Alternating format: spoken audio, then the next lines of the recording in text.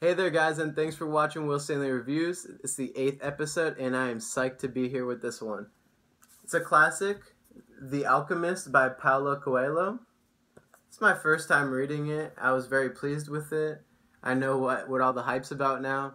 Sold millions in copies, translated in over 30 different languages, on the New York Times bestsellers list for 300 weeks in a row, which is insane to say the least.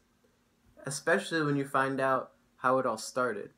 Now, Paulo wrote this in Brazil, and he found a publisher after writing the book, and sold one copy over 6 months, which is obviously terrible. And something about it just told this guy in the back of his head that it was special. And years later, several publishers gone through, and it became the success it is today. And he stresses that it was all through word of mouth. All of the success became through word of mouth. That just shows you the effect it has.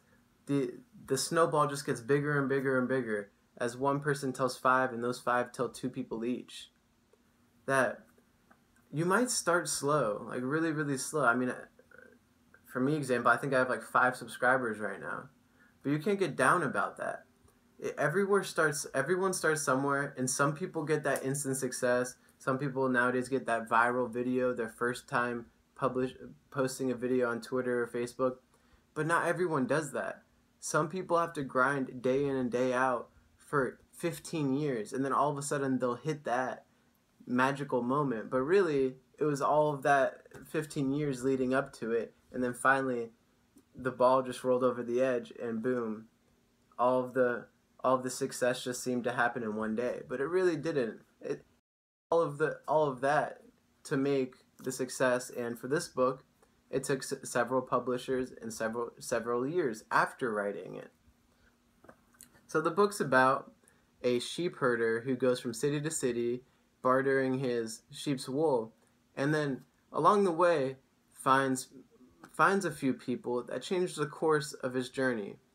He ends up looking for something within himself, and he really didn't expect to go on this journey at all. And it's a journey that we are all actually going on ourselves, whether we know it or not. And that's what makes this book special, because this young sheep herder travels through his life searching for something unknowingly until he meets a certain individual. And his lesson shows us that we may be searching for the same thing without even realizing it. Now, let's get to the first point. He meets this old man, an old wise man, and the old wise man tells him, there is one big, great lie in this world, and I'm gonna read this for you guys because I want you guys to hear it straight from the book. It's this, that at a certain point in our lives, we lose control of what's happening to us, and our lives become controlled by fate. That's the world's greatest lie.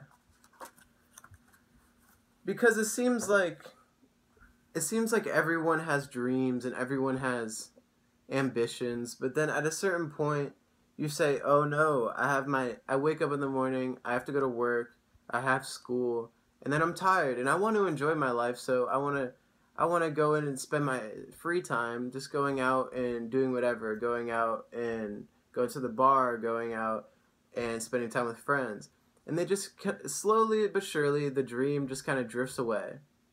And what that dream is called your personal legend. Your personal legend is what you've always wanted to be. And that was most true when you were younger. Like, think back to when you were very young, maybe 7 to 10 range, like what you would tell everyone you wanted to be when you grew up. Maybe it was a doctor, maybe it was a lawyer, maybe it was an entrepreneur, whatever it is. Everyone had that, and that's your personal legend. And most people, if you take a day and go to a nursing home and ask people, though, there's a ton of regret in the room, and you can even see it sometimes on their faces, that they gave up on their dreams, and when you're 90 years old, you can't you can't take it back. You can't just start doing whatever you always dreamed about doing because it's too late. So it's our job, and this is what that boy is searching for in the book. It's our jobs in our freaking, it's our own legend. If you want to build your legend, you have to look inside yourself and make the time for it. And trust me, it'll be worth it all in the end. I haven't gotten there yet myself, but freaking regret scares the hell out of me, as Gary Vaynerchuk says, because I don't want to be that 90-year-old guy that looks back on his life and never did what he wanted to do when he was 7 or 10 years old. So don't let life bog you down with all the day-to-day activities. I read in actually an upcoming book that I'm reviewing that 40% of our daily activities are habit. We don't even think about it. We just do it. So think back, take the time and think back to when you were 7, 10 years old. What did you go up to your mom and dad all excited about to say, when I'm older, I'm going to be this, I'm going to be that? That's the true journey in life, fulfilling our personal destiny. Not what everyone else tells us to do, but what our personal destiny is within ourselves. I wasn't even going to spend that much time talking about it, but I'm glad I did, because a lot of people get stuck in the whole 9-to-5 thing, and I hate it. That's why I'm doing this, because I don't want to get stuck in that. Now, the sheep herder, he talks about his sheep. He's very close to them. I mean, after all, it's a lonely job. He walks from city to city with just this group of sheep with him. Hey, Bob. Hey, Jan. Like those are his friends. That's his family. And he realizes that he takes care of them. He talks to them. But all they do is eat and drink and then walk to the next city. So all they do in their head is, I want food, I want water, let's go to the next place. They don't think for themselves anymore. And that's because they've been taken care of, they've been nursed, they've been nurtured. And overly, like obviously too much, because that's all they think about now. They lost their natural instincts. Now, that happens to us when we get coddled by our parents when we're younger and we become reliant on them.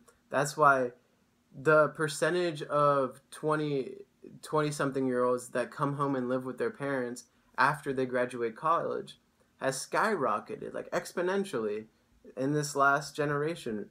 It's because people are so scared for them to fail publicly. Like people are scared to just they're scared to fail in general in the eyes of their friends and family.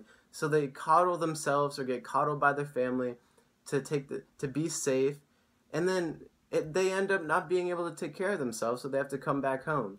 So don't be the sheep. Hey guys, sorry for the abrupt stop. My camera ran out of storage, but do not worry, there will be a part 2 to this book. But do you like the conversational style way of filming I'm doing, where it's not edited at all, and there's no or there are ums and pauses and mess ups like the one I just did? Or would you prefer a more clean edited version where all of that's taken out? Comment below, let me know, share, like, all that good stuff. Thanks for watching.